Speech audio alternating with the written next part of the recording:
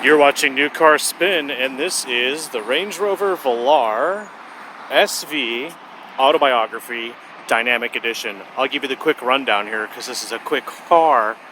22-inch optional wheels, look great. Red caliber.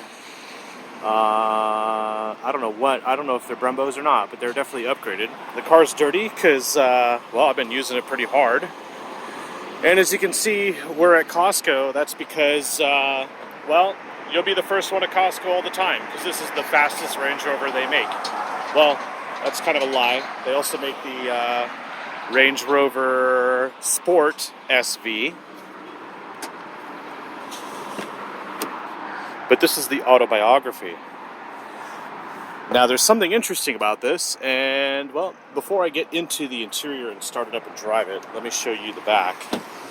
We obviously have the Velar handles, which go flush when the car is locked, and we have quad exhaust in the back. Looks pretty freaking good to me. It has a great feature, though, and this is great if you're a real estate agent or a mommy blogger, anybody, really. It has this lip right here, which means that when you open your tailgate, your wine bottles won't roll out unexpectedly. We also have a manual partition here, which is kind of cheap in my opinion, but I guess you can always remove that. We have luggage hooks, and let's see what else. Let's go to power trunk.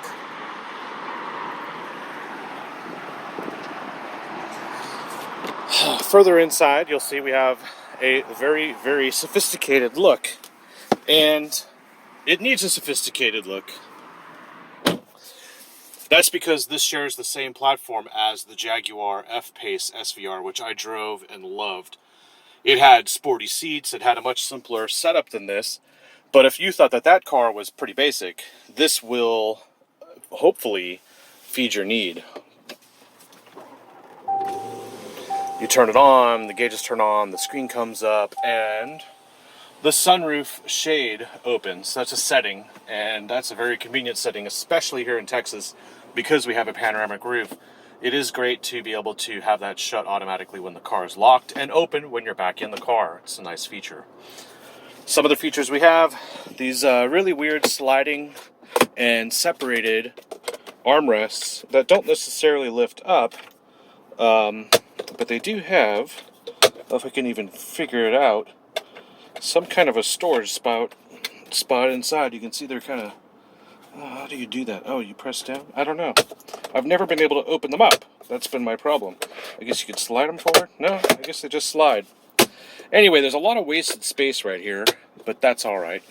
We have one cup holder and then a hidden second cup holder, but unlike the Discovery, there is no hidden compartment underneath here to store your little green bag. We have our typical glove box. It is lockable, kind of boring. Great leather in here, stitching everywhere, and this is where it blows the Jag out of the water. I have padded headrests. I don't have the performance seats that the Jag has. Instead, I have massage seats. And to do that, I just go through this convoluted menu here. First things first, we'll turn off auto stop start. We will turn on performance exhaust sound. We're in comfort mode, which is the default, and we'll put it in dynamic mode, which obviously stiffens up the air suspension.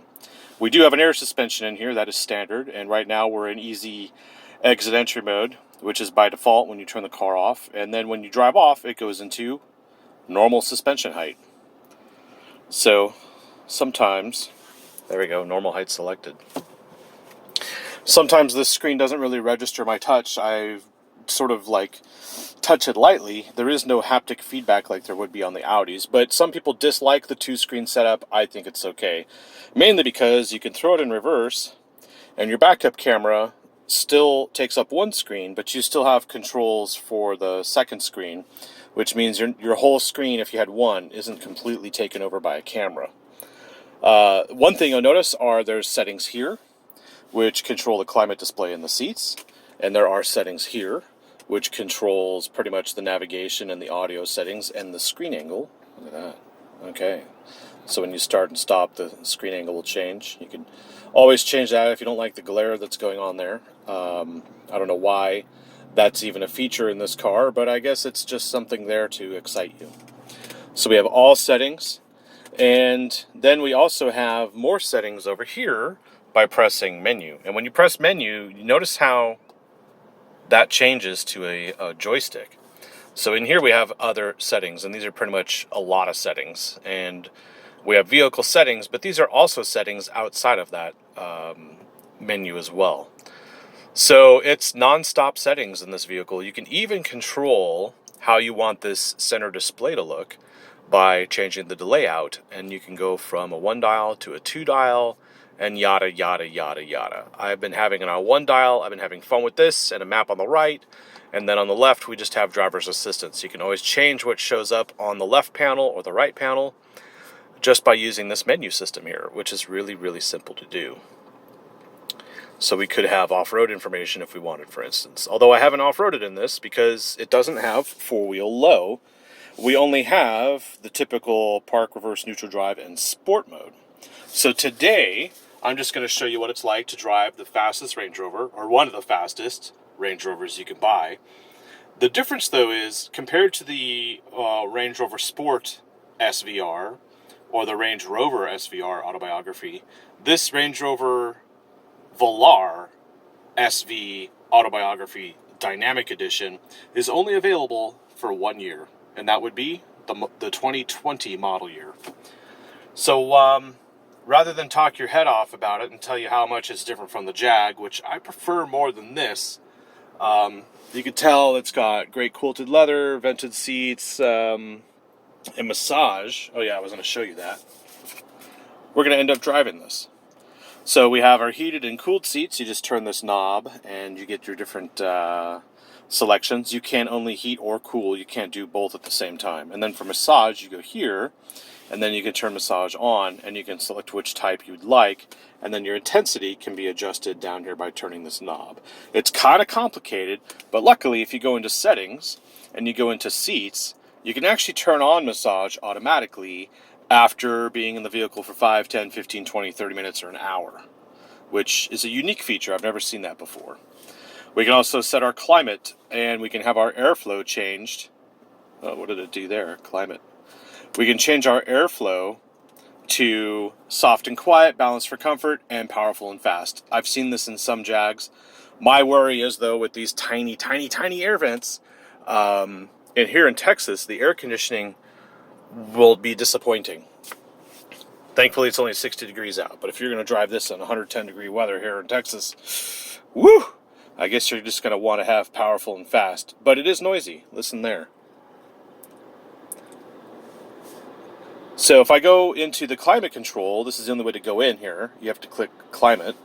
Then you can put it on auto, and then you can control your temperature here. And if that's the fan, you can control the passenger temperature by turning off sync. So now we have front and rear as well by going here. And now we can control the rear climate as well, which I can do unlock or lock, which is great. But I have everything on auto and everything on sync just so I have better control. But now you can hear, or I can at least, maybe you can, the fan, which is a really annoying high speed. There's really no way to control the fan speed other than here. And then when you do that, you remove auto settings. It's just loud and annoying. So let's put that back into auto, change the settings to climate, and then let's go to balanced for comfort. Okay, that's that. Oh, of course, vehicle will go back here. So we're in dynamic mode.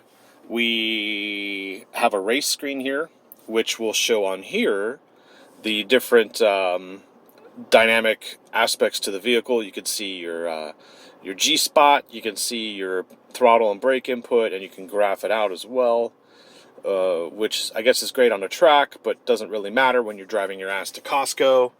So just remember, you will be the first one to Costco every time.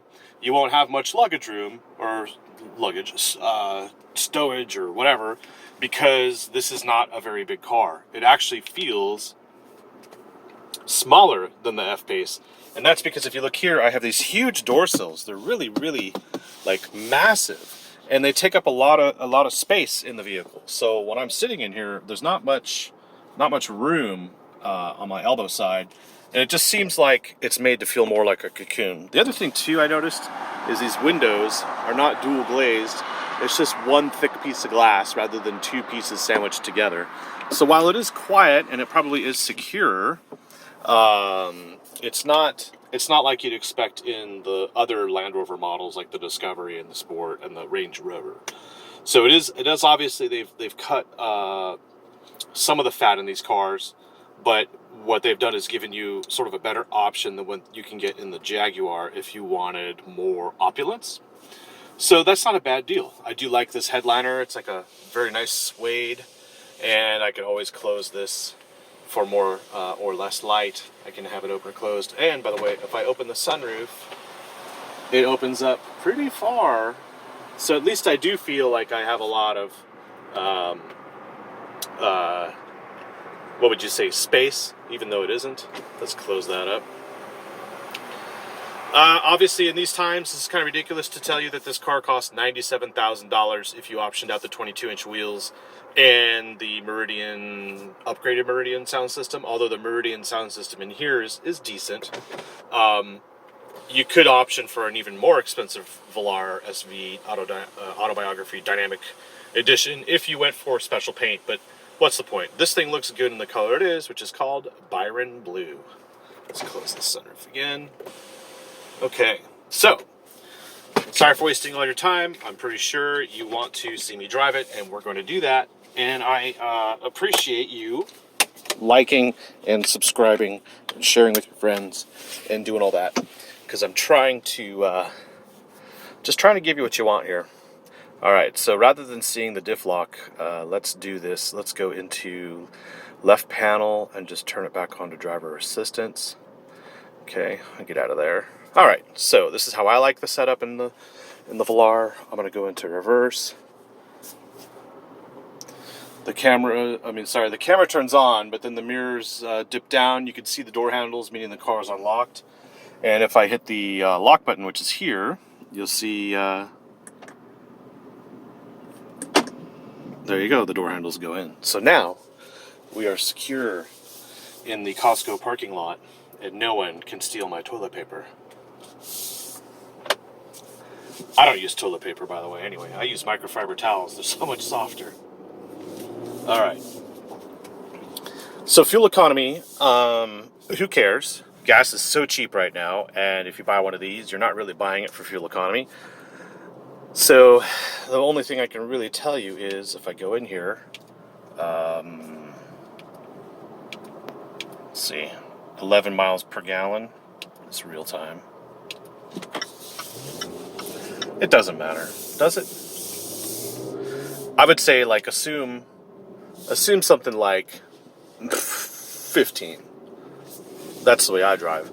But we do have 550 horsepower. It is supercharged, and it's just like the F-Pace SVR, only much more luxurious inside. So what I'll do is I'll hit the road here, and I'll just be quiet so that you can understand and hear everything this car can do. We are in drive mode. At some point, I'll put it in sport mode. And, yeah, you tell me. Would you fork over the cash for this, or would you stick with the F-Pace? I know what I would do.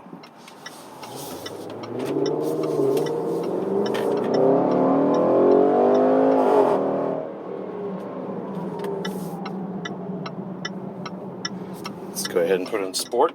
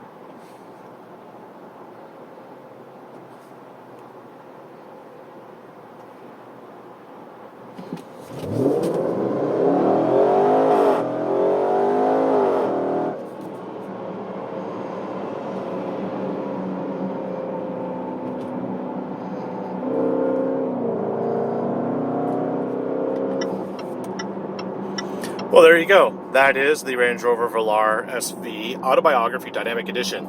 It is only available for the 2020 model year. I do not know how many they're actually going to make for that, but it is available now, and it is a very luxurious alternative to the F-Pace SVR, although I would still prefer the smaller, less opulent Jag, because it does not have this air suspension in the Range Rover. So you definitely feel like you're in a heavier vehicle here, whereas on the SVR Jag, you felt like you were in a hot rod. So this is the same engine, the same experience, but just a little bit more of a sort of opulent feeling. And I don't think it makes it more daily capable. I just think, I don't know, you're just getting this because you like Range Rovers, or maybe you have to have it. So, or maybe you got a good deal in these days. I don't know. Thanks for watching. Like, subscribe, leave some comments below. I check all the comments, blah, blah, blah, blah, blah, blah, blah,